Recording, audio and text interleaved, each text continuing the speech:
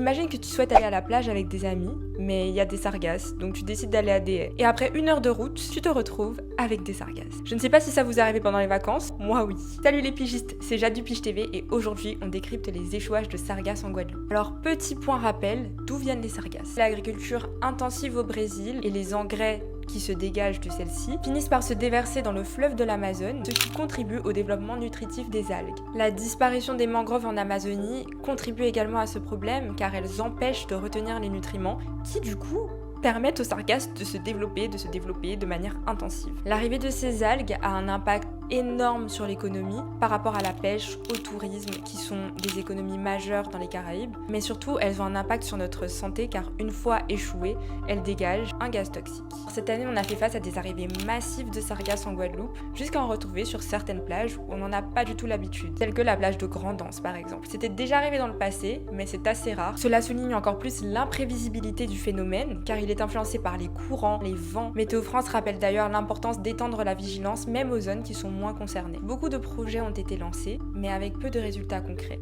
Pourquoi? Il existe aujourd'hui un plan d'action national structurant la recherche autour des causes, de la valorisation, des techniques de collecte des sargasses. De nombreux appels à projets ont été lancés avec de très belles initiatives. Certains projets se concentrent sur une valorisation circulaire des sargasses. Compostage, biostimulant, biocuir, biocarburant, alimentation animale, extraits chimiques. Mais il y a des freins à ces projets. La première problématique, c'est le statut juridique des sargasses. Ni un déchet, ni une ressource, et cela rend compliqué leur prise en charge. La deuxième difficulté, c'est sur le plan financier. Les collectivités ont une gestion inégale et les projets sont parfois trop coûteux, ce qui contribue à les repousser. La troisième raison, c'est que la plupart de ces filières sont encore à l'étape expérimentale. Elles peuvent être coûteuses ou ne pas tenir compte des arrivées irrégulières des sargasses. Par conséquent, malgré de nombreux appels à projets, très peu d'entre eux sont arrivés jusqu'à leur finalisation et mise en exécution. On espère quand même que de beaux projets verront le jour et n'hésite pas à nous dire en commentaire si tu as connaissance de certains d'entre eux. C'était Jade du Pige TV et je vous dis à bientôt pour un prochain décryptage.